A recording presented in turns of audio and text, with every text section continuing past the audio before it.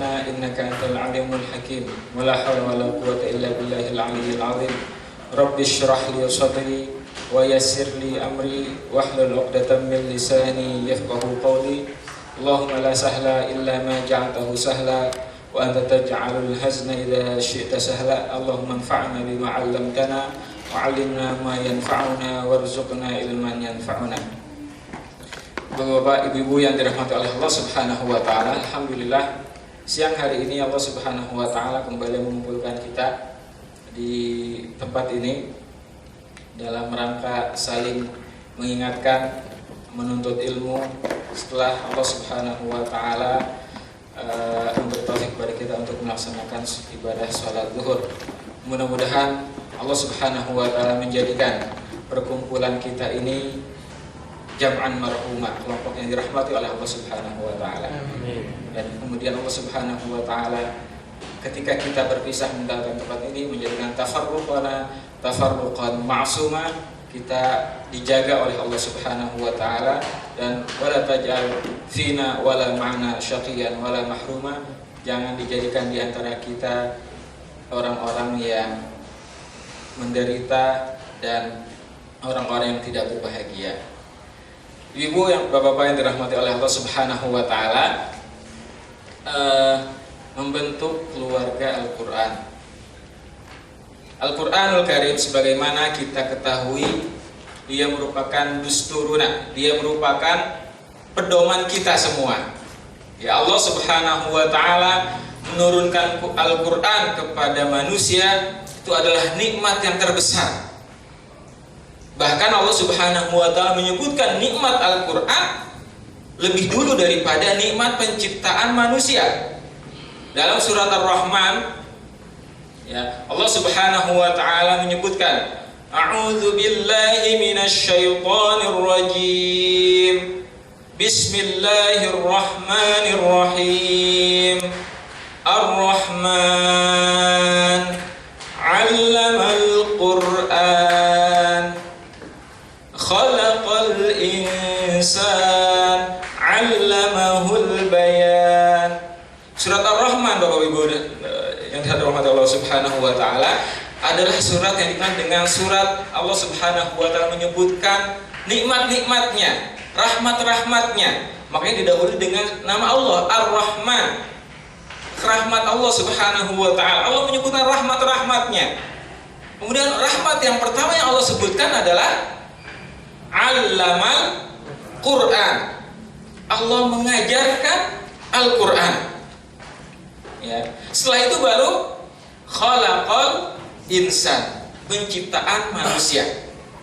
Penciptaan kita diciptakan oleh Allah Subhanahu wa taala, salah satu bentuk kasih sayang Allah Subhanahu wa taala, kerahmatan Allah, kerahiman Allah Subhanahu wa taala.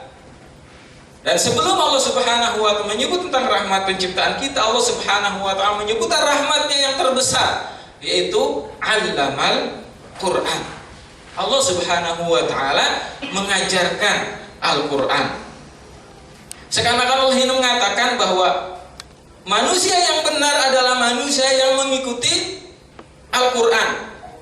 Penciptaan manusia adalah untuk mengikuti Al-Quran. Maka penyebutan Al-Quran itu didahulukan dari penciptaan manusia. Karena Al-Quran Allah turunkan sebagai rahmat, ya, sebagai kasih sayang Allah Subhanahu wa taala, bentuk kasih sayang Allah kepada kita. Maka orang-orang yang mengikuti Al-Quran, mengikuti pedoman Al-Quran adalah orang-orang yang berbahagia.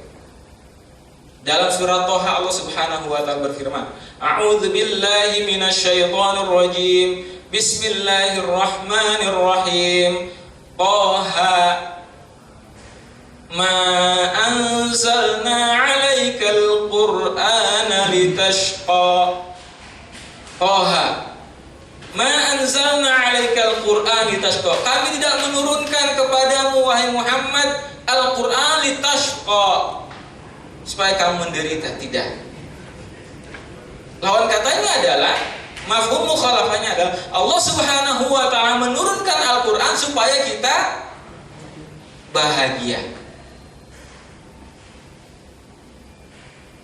Sejauh mana interaksi seseorang dengan Al-Quran, sebanyak itulah kebahagiaan yang akan ia peroleh. Dan sebaliknya, ketika seorang menjauh dari Al-Quran, maka kebahagiaan akan jauh pula dari dirinya. Makanya kita perhatikan generasi salafun saleh, generasi awal-awal kita, sahabat-sahabat Rasulullah sallallahu alaihi wasallam, para tabi'in, ya. Mereka Allah Subhanahu wa taala taklukkan berbagai macam daerah di penjuru dunia karena mereka kuat berpegang teguh kepada Al-Quran. Tapi kalau lihat zaman sekarang, kaum muslimin terbelakang karena banyak dari kita kaum muslimin jauh dari Al-Quran. Makanya untuk kembali memperoleh kejayaan, untuk memperoleh kebahagiaan di dunia dan di akhirat adalah dengan Al-Quran. Kembali kepada Al-Quran. Ma anzalna 'alaikal Qur'ana litashqa. Ya. Termasuk kebahagiaan dalam berbagai macam hal. Ya. Orang yang ingin kehidupan rumah tangganya berkah, senang, dia harus menghidupkan Al-Quran dalam keluarganya. Ya. Bisa kita perhatikan, ya, orang-orang yang, mohon maaf, rumah tangganya hancur, ya, bisa kita pastikan bahwa sebabnya adalah menjauh dari Al-Quran, menjauh dari ajaran agama, menjauh dari ajaran agama.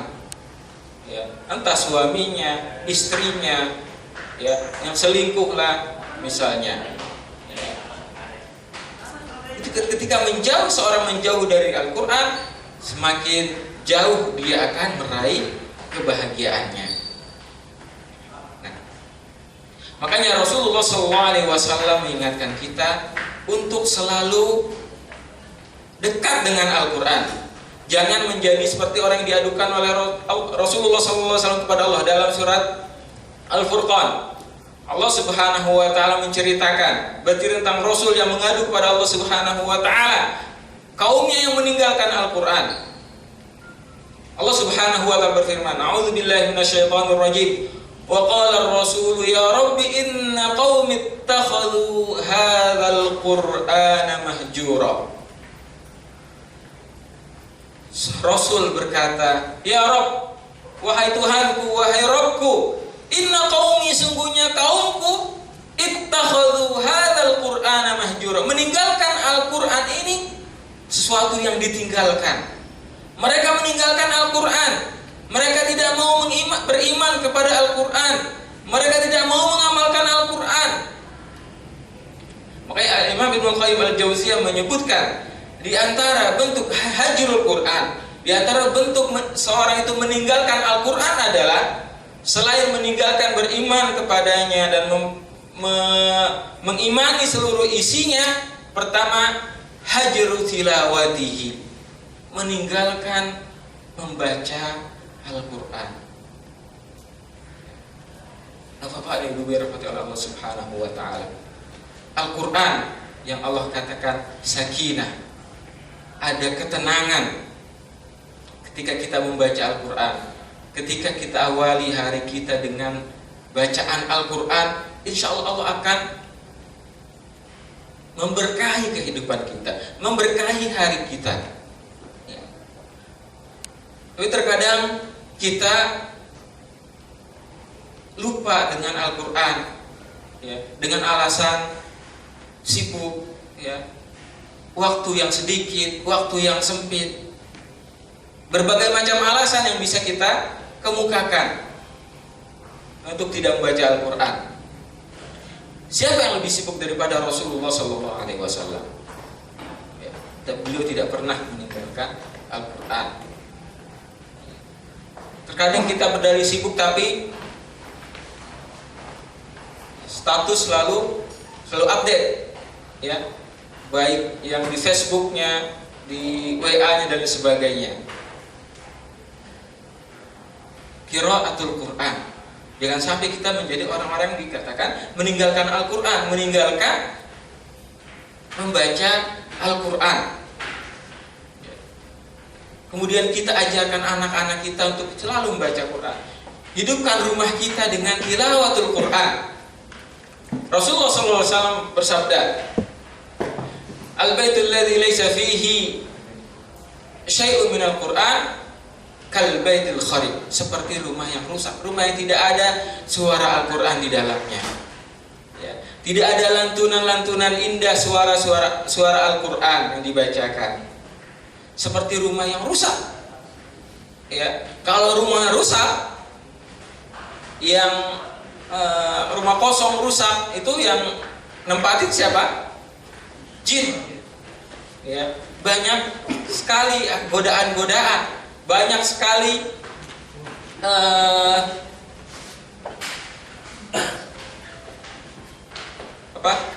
jebakan-jebakan, ya, perangkap-perangkap. Mudah sekali orang terperangkap ke dalam godaan-godaan setan. Kenapa? Ya, laisa fihi minal Qur'an syai'un minal Qur'an. Jarang dibacakan Al-Qur'an. Di samping juga secara zahir, ya, dari jiwa kita, orang yang jarang baca Quran itu gampang tergoda, ya. Kemudian rumahnya juga gampang didiami oleh jin-jin, ya, gangguan-gangguan, ya. Banyak orang kesurupan misalnya karena jin-jin kafir yang tinggal di rumah-rumah yang tidak dibacakan Al-Quran di dalamnya. Kemudian yang kedua, hajrul istima' ilaihi, meninggalkan mendengar Al-Quran. Ya, sudah tidak baca Quran, tidak mau mendengar Al-Quran.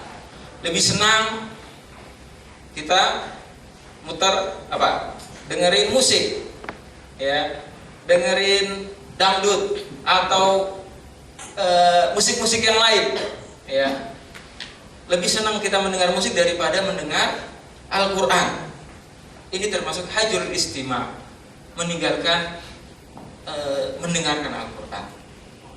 Kemudian yang ketiga adalah hajru hifzihi, meninggalkan menghafalkan Al-Quran. Ya. Bapak-bapak ibu rahmatullah Allah subhanahu wa ta'ala, menghafal Quran, menghafal Al-Quran adalah keutamaan yang sangat besar yang Allah siapkan bagi orang-orang yang menghafalkan Al-Quran. Allah subhanahu wa ta'ala mengatakan orang-orang yang menghafal Quran itu adalah orang-orang yang diberi ilmu oleh Allah subhanahu wa ta'ala. Dalam surat Al-Ankabut, Allah subhanahu wa ta'ala berfirman, bal huwa ayatun bayyinatun fi suduril ladzina utul ilm. Al-Quran itu adalah ayat-ayat yang terang, ya, fi suduril ladzina utul ilm, di hati orang-orang yang Allah berikan kepadanya ilmu. Para penghafal Quran adalah ahlul ilm, ya, orang yang berilmu, yang Allah katakan yarfa'illahu alladhina amanu minkum walladzina utul ilma darajat. Allah subhanahu wa ta'ala akan mengangkat derajat orang-orang yang beriman di antara kalian dan orang-orang yang berilmu, diberikan ilmu oleh Allah subhanahu wa ta'ala. Darajat, diangkat derajatnya di sisi Allah subhanahu wa ta'ala. Orang yang berilmu, ya. Bahkan Allah subhanahu wa ta'ala memuji orang-orang yang berilmu. Syahidallahu annahu la ilaha illahu wal malaikatu wa ulul ilmi qa'iman bil qist. Syahidallah, Allah subhanahu wa ta'ala bersaksi, annahu, bahwasanya la ilaha illa huwa, tidak ada Tuhan melainkan Dia, ya, wal malaikat, dan malaikat, wa ulul ilm, disejajarkan posisi dengan malaikat Allah subhanahu wa ta'ala. Siapa? Mereka adalah orang-orang yang berilmu. Dan dia orang yang berilmu kata Allah subhanahu wa ta'ala adalah orang-orang yang menghafalkan Al-Quran. Bal huwa ayatun bayyinatun fi suduril ladzina utul ilm. Allah Subhanahu wa taala juga berfirman dalam surat Fatir. A'udzu billahi minasyaitonir rajim. Innal ladzina yatluna kitaballah wa aqamus shalah wa anfaqu mimma razaqnahum sirran wa alaniyah yarjuna tijaratan lan tabur liyuwaffiyahum ujurahum wa yazidahum min fadlih. Sungguhnya orang-orang yang selalu tilawah kitab Allah Subhanahu wa taala, wa aqamus shalah, dan mereka senantiasa melaksanakan salat, wa anfaqu mimma razaqnahum, selalu menginfakkan hartanya di jalan Allah Subhanahu wa taala, sirran, dalam keadaan sembunyi-sembunyi, wa alaniyatan, atau terang-terangan, yarjuna tijaratan lan tabur. Mereka melakukan itu semua mengharapkan perniagaan yang tiada merugi. Liyuwaffiyahum ujurahum, Allah Subhanahu wa taala akan memberikan balasan kepada mereka. Wa yaziduhum min fadli, akan memberikan kepada mereka, menambahkan kepada mereka karunia-Nya. Pujian dari Allah Subhanahu wa taala terhadap para hufadzul Quran. Kemudian kalau kita lihat hadis-hadis Rasulullah sallallahu alaihi wasallam tentang keutamaan orang-orang yang membaca dan menghafal Quran dan mengamalkannya, sangat banyak. Ya, sangat banyak. Di antaranya adalah sabda Rasulullah sallallahu alaihi wasallam, khairukum man ta'allamal Qur'ana wa 'allamahu. Sebaik-baik kalian adalah orang-orang yang mempelajari Al-Qur'an dan mengamalkannya. Siapa lagi orang-orang yang mempelajari Al-Qur'an selain para hufadzul Qur'an? Salah seorang ulama tabi'in namanya Abdurrahman As-Sulami, beliau yang meriwayatkan hadis ini, beliau mengatakan beliau mengajarkan Al-Qur'an itu di masjid di Damaskus, ya, selama 40 tahun mengajarkan Al-Qur'an. Yang beliau juga terkenal sebagai ahli qiraat, ya, dari kalangan tabi'in. Beliau mengatakan, yang membuatku duduk selama 40 tahun di masjid ini mengajarkan Al-Qur'an adalah hadis ini. Khairukum man ta'allamal Qur'ana wa 'allama. Sebaik-baik kalian adalah yang mempelajari Al-Qur'an dan mengajarkannya. Ya. Kita sebagai seorang mukmin adalah orang-orang yang terbaik, ya. Kuntum khairu ummah ukhrijat linnas. Kaum mukminin, orang Islam adalah umat yang terbaik. Nah, di antara kaum muslimin yang terbaik itu adalah siapa? Man ta'allamal Qur'ana wa 'allama. Jadi best of the best. Yang terbaik dari yang terbaik. Orang-orang yang mengajarkan dan mempelajari dan mengajarkan Al-Qur'an. Kemudian Rasulullah SAW juga bersabda, Al-mahiru bil Qur'an ma'as safaratil kiramil bararah. Orang-orang yang mahir dengan Al-Qur'an, pintar membaca Quran, wa huwa hafizun lahu, dia menghafal Al-Qur'an itu ma'as safaratil kiramil bararah. Posisinya kata Allah Subhanahu wa taala disamakan dengan malaikat-malaikat utusan Allah Subhanahu wa taala. Disamakan derajatnya oleh Allah Subhanahu wa taala dengan malaikat-malaikatnya. Dalam hadis lain Rasulullah sallallahu alaihi wasallam bersabda, "Majtama'a qaumun fi baitin min buyutillah yatluna kitaballah wa yatadarasunahu fima bainahum illa nazalat 'alaihimus sakinah wa ghasyiyatuhumur rahmah wa haffathumul malaikah wa dzakarahumullahu fi man 'indah." Tidak berkumpul orang-orang di satu rumah di antara rumah-rumah Allah Subhanahu wa taala, mereka mempelajari Al-Qur'an, membaca dan mempelajari Al-Qur'an, melainkan akan turun kepada mereka as-sakinah, ketenangan, wa ghasyiyatuhumur rahmah, dan selalu akan diliputi dengan rahmat Allah Subhanahu wa taala, wa haffathumul malaikah, dan selalu dikelilingi oleh para malaikat, wa dzakarahumullahu fi man 'indah, dan akan selalu disebut namanya oleh Allah Subhanahu wa taala. Makanya kalau kita ingin disebut nama kita di sisi Allah Subhanahu wa taala, jadilah ahlul Quran. Jadilah ahlul Quran. Dalam sebuah hadis yang lain Rasulullah SAW bersabda, Inna lillahi ahlin. Sesungguhnya Allah Subhanahu wa ta'ala memiliki keluarga. Para sahabat bertanya kepada Rasulullah, ya Rasulullah, manhum? Ya, Allah itu tidak, ya Rasulullah, Allah tidak melahirkan dan tidak dilahirkan. Bagaimana Allah Subhanahu wa ta'ala memiliki keluarga? Ya. Kemudian Rasulullah mengatakan, Ahlul Quran hum ahlullahi wa khassatuhu. Keluarga-keluarga Allah Subhanahu wa ta'ala itu adalah ahlul Quran.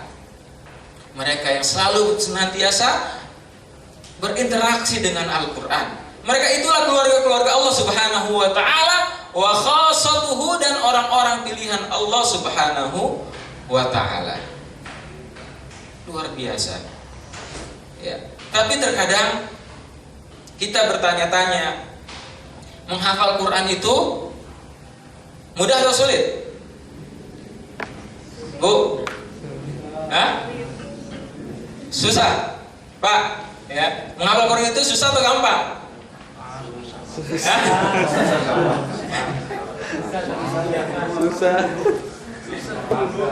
Ya, Allah Subhanahu wa ta'ala menyebutkan, ya, dalam surat Al-Qamar, A'udzubillahi minasyaitonir rajim.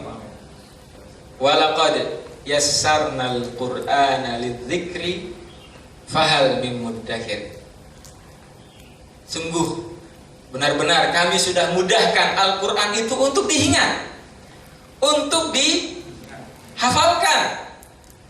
Fahal min muddakir. Apakah ada orang yang mau mengingatnya, menghafalkannya? Al-Quran itu mudah untuk dihafalkan, ya, mudah. Tidak ada kitab manapun di dunia yang lebih mudah dihafalkan daripada Al-Quran. Makanya kalau kita lihat acara TV-TV, ya, tahfidz Quran, anak-anak kecil 5 tahun, 6 tahun, ada yang sudah hafal Al-Quran, padahal dia tidak paham apa yang dia hafalkan. Ada nggak buku-buku lain atau kitab-kitab lain selain Al-Quran yang begitu mudah dihafalkan seperti Al-Quran? Tidak ada. Ya. Tapi kenapa terkadang kita merasa susah banget ngapalin, diulang-ulang nggak hafal-hafal? Ya. Itu berusahanya kurang, dibacanya kurang. Dan kalau sudah hafal, sudah hafalin, kendalanya apa? Lupa. Ya, sudah dihafal, nambah hafalan yang sudah lama, lupa. Ya. Kenapa seperti itu? Ya, Allah Subhanahu wa ta'ala membuat Al-Quran itu gampang dihafalkan, tapi juga terkadang mudah juga untuk lupa kita. Maka Rasulullah SAW mengingatkan, ta'ahadul Quran, peliharalah Al-Quran itu. Ya, kalau sudah hafal, diulang-ulang murajaah. Ya, lahu asyaddu tafallutan minal ibli fi uqliha. Karena Al-Quran itu lebih mudah lepas dari onta yang tidak diikat. Onta nggak diikat, ya, pada zaman Rasulullah, ya, zaman orang-orang masih menjadikan onta sebagai kendaraan. Ketika mereka sudah turun dari ontanya, onta diikat supaya tidak kabur. Ya. Kalau tidak diikat, ya kabur gitu, ya.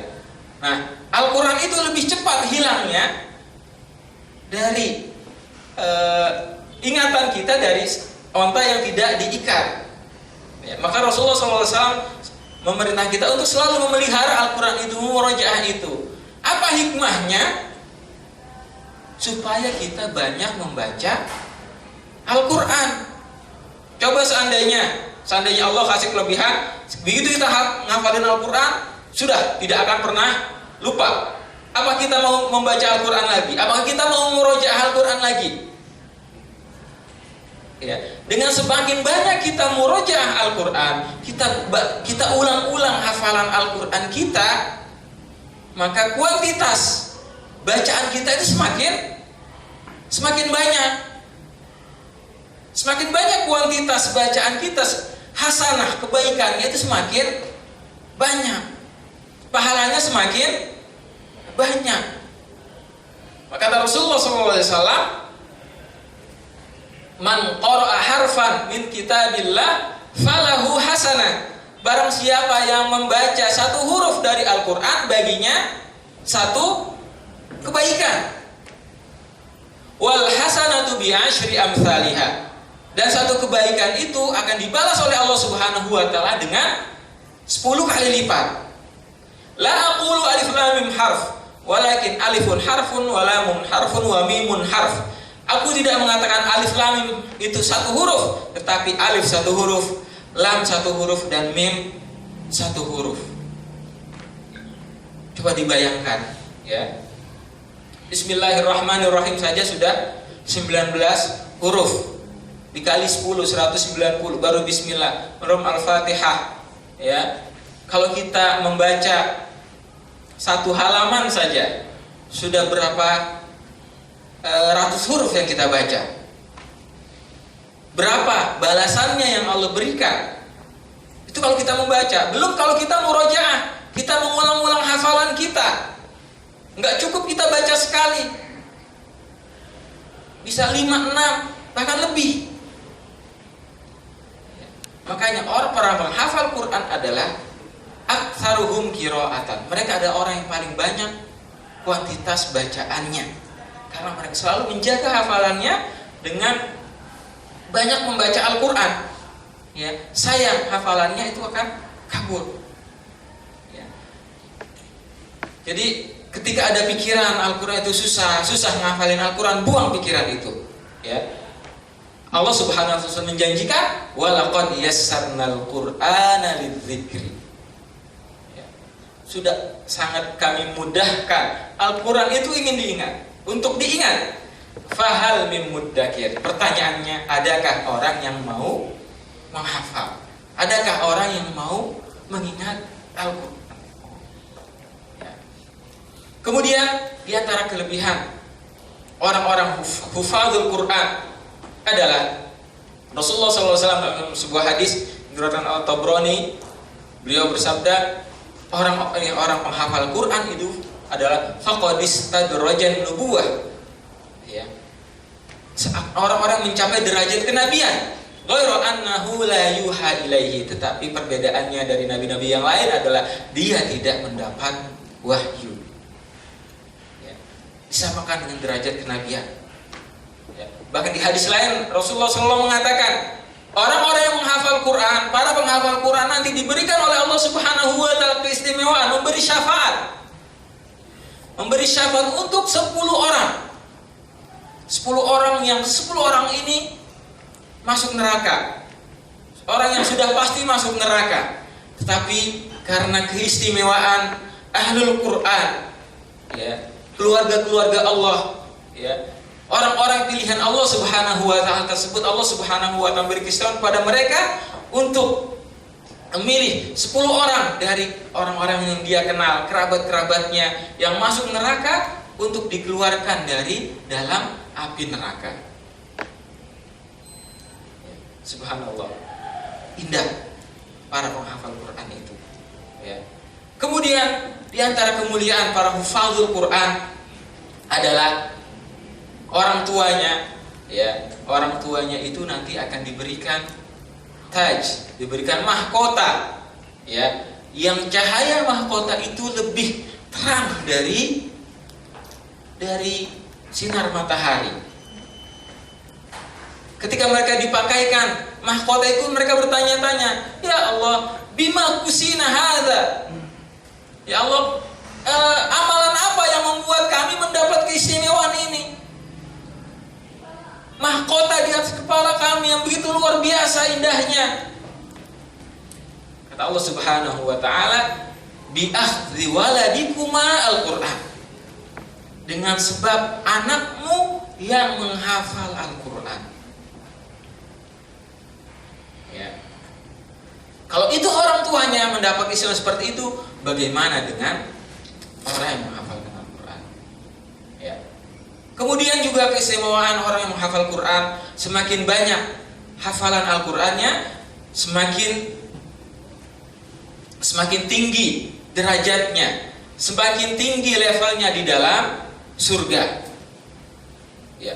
Dalam sebuah hadis Rasulullah SAW bersabda, yuqalu li sahibil Qur'an, iqra wartaqi warattil kama kunta turattilu fid dunya fa inna manzilataka inda akhiri ayatin taqra'uha. Dikatakan kepada para penghafal Quran, ya, iqra, bacalah Al-Quran itu, wartaqi, ya, naiklah,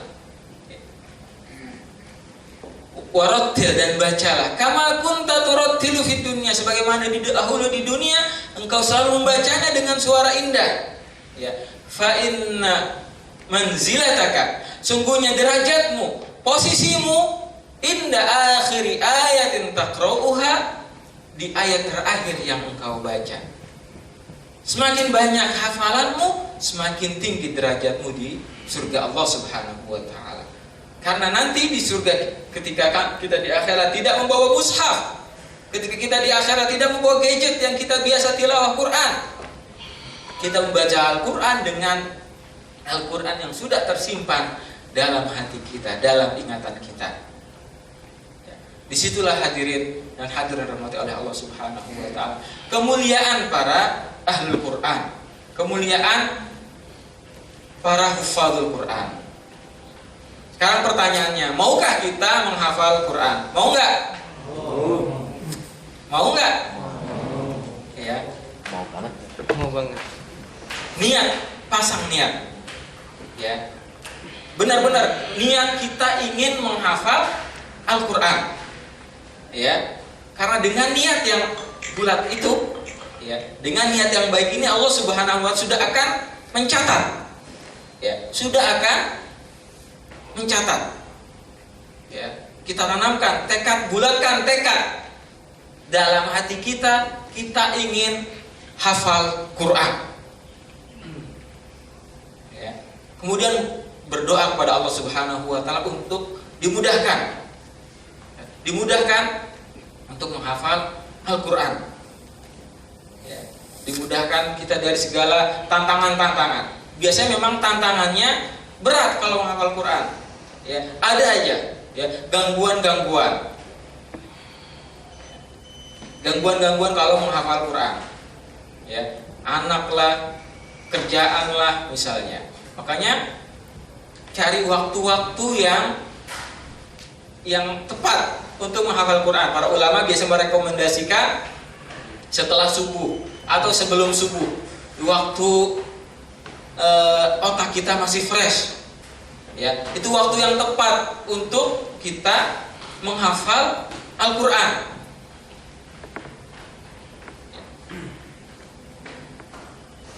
Kemudian dibuat jadwal, ya, sehari misalnya satu ayat misalnya.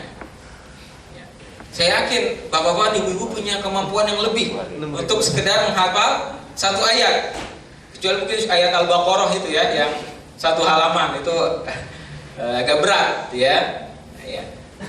Biasanya satu ayat itu pendek, ya, kecuali surat-surat Madaniyah, ya, surat-surat Al-Baqarah yang terkadang satu ayat itu sampai beberapa baris. Tetapi insya Allah bisa, ya, insya Allah bisa.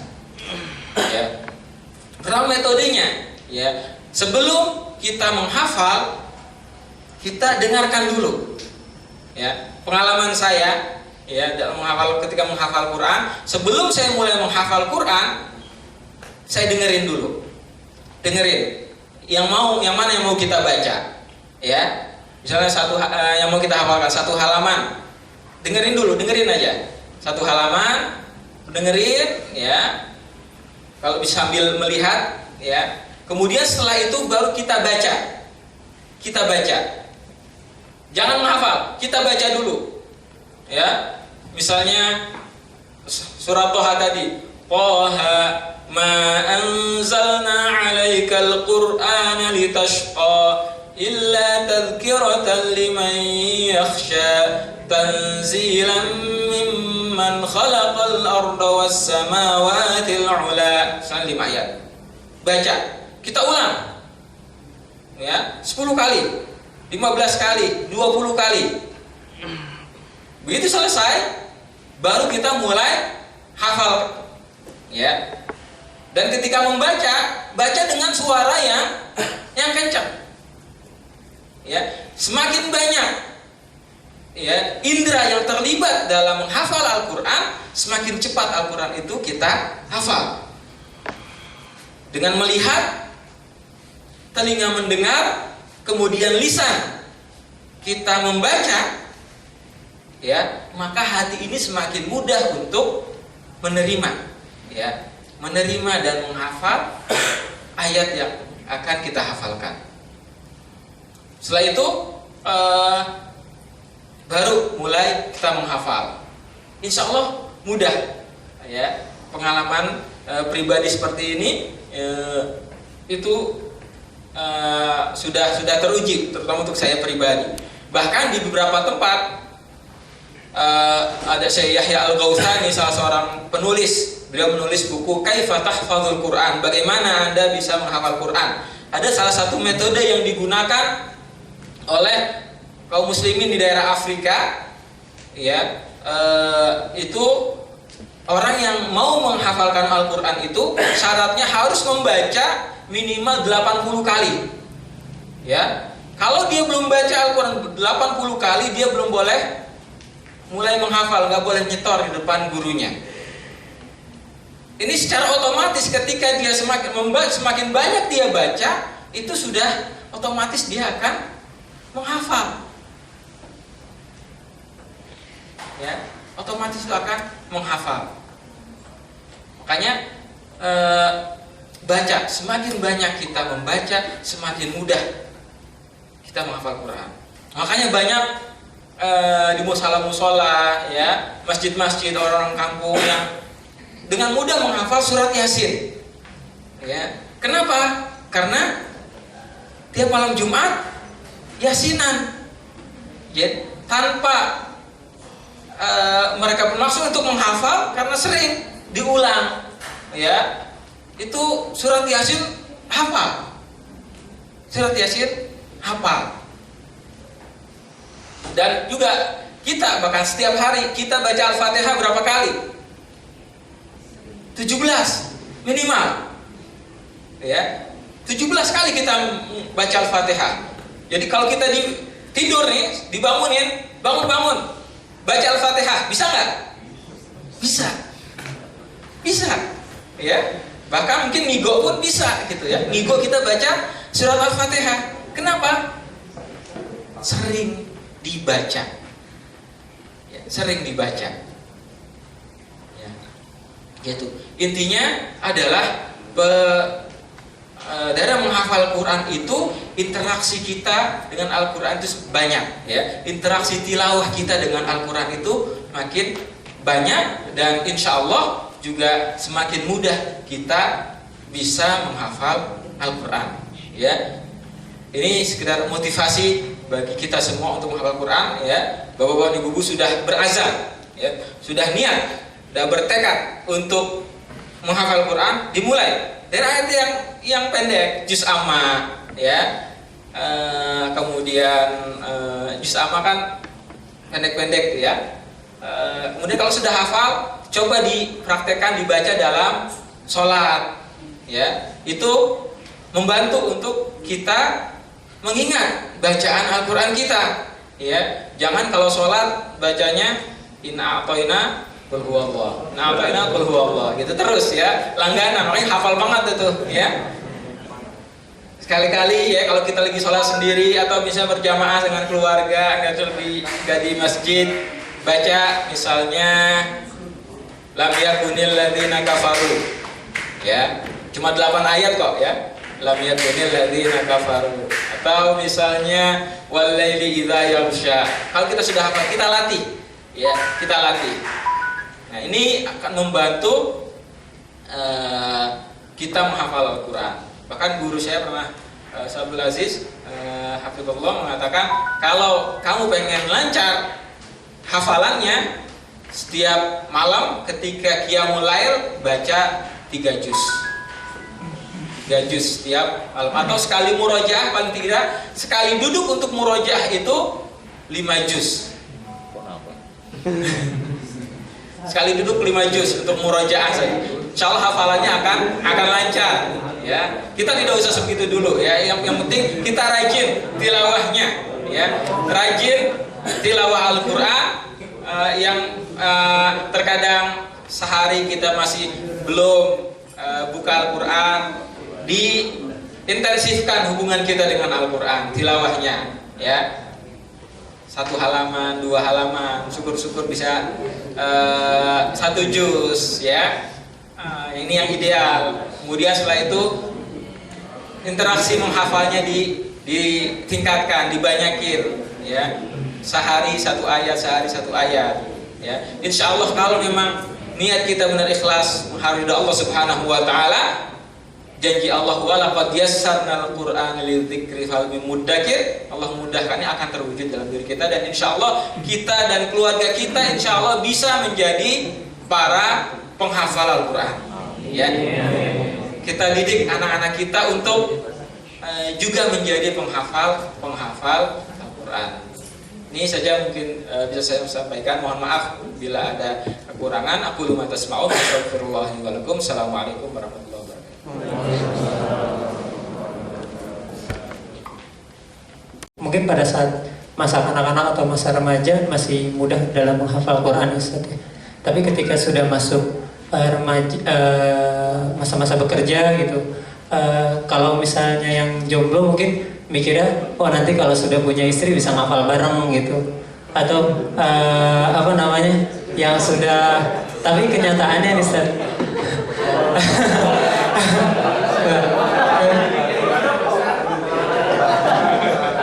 ketika masih sendiri mungkin masih bisa gitu, tapi ketika melihat beberapa rekan gitu, ketika sudah berkeluarga, intensitas untuk merawat anak gitu, kan semuanya pasti yakin ketika pengen punya anak penghafal Quran dengan fadilah-fadilah yang tadi disampaikan, bahwa seorang penghafal Quran akan bisa membawa orang-orang yang dicintainya dia yang tadinya masuk neraka bisa menjadi masuk ke surga, diangkat gitu. Terus anak-anak yang menghafal Quran akan memberikan mahkota kepada orang tuanya. Pasti di sini semuanya ingin punya anak para penghafal Quran, saya yakin semuanya itu. Tapi yang menjadi pertanyaan adalah ketika orang tuanya nih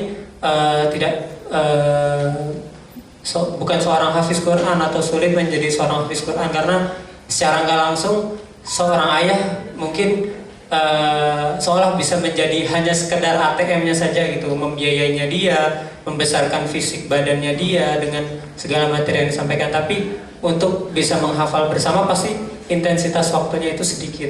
Nah, mungkin kan Ustadz atau beberapa rekan yang sudah berkeluarga gitu punya sedikit metode untuk menjadikan anak-anak kita tetap menjadi seorang hafiz Quran gitu, atau setidaknya mendekati hal-hal tersebut, punya motivasi anak-anak tersebut,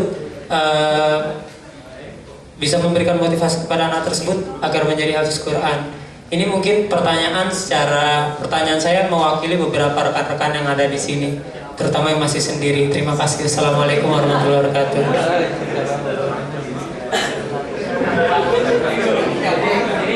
Waalaikumsalam warahmatullahi wabarakatuh. Jazakallahu khair atas pertanyaannya. Ya. Ini yang nanya masih jomblo ya? Kasihan ya. Cariin kasihan. Baik, ya. Pertama yang perlu kita hilangkan dari benak kita itu, menghafal Quran itu tidak sulit. Ya. Menghafal Quran itu tidak sulit. Tadi sudah kita katakan, Allah Subhanahu wa taala sudah mengatakan walaqad yassarnal Qur'ana lidzikri. Sudah kami mudahkan Al-Qur'an itu untuk diingat. Ya. Jadi menghafal Al-Qur'an itu tidak sulit. Ya. Nah, ketika orang mendapat hambatan mungkin ada beberapa faktor, ya, bukan karena dari Qur'annya yang sulit, ya, tetapi mungkin dia belum pandai mengatur waktu, ya, belum pandai mengatur waktu, atau memilih waktu-waktu yang lebih tepat, karena memang kemampuan otak manusia, ya, kalau dia sudah dibiasakan dan dilatih itu cepat ya. Orang yang terbiasa menghafal Quran atau menghafal ya, otaknya nanti akan terbiasa ya. Mungkin ada pertanyaan, kalau sudah tua gimana? Sulit ya. Tidak ada yang sulit ya. Sahabat-sahabat Rasulullah SAW menghafal Al-Quran ketika usia mereka sudah tua. Nah, itu kan sahabat orang Arab ya, Al-Quran bahasa Arab ya. Ada banyak orang-orang yang sudah tua, mereka menghafal Al-Quran di usia tua ya, di usia tua, dan bisa. Pertama kemauan, artinya kemauan, pelihara kemauan. Azam itu harus selalu dipelihara. Tapi terkadang kalau kita sendiri ngafalin sendiri itu cepat ya putus asa ya, cepat futur ya. Harus ada teman, benar ya. Nah, di antara teman itu adalah ada halakoh untuk menghafal Quran ya. Kita bersama-sama dengan teman-teman yang saling menghafal, kita termotivasi ya. Halakoh menghafal Quran dan ada gurunya.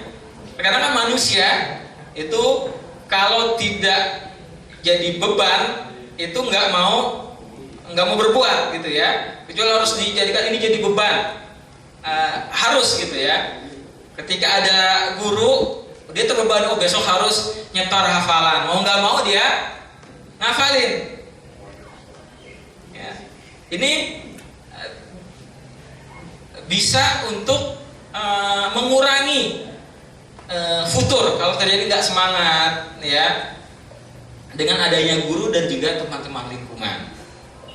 Nah, untuk keluarga kita juga bisa membangun iklim menghafal Quran di tengah-tengah keluarga.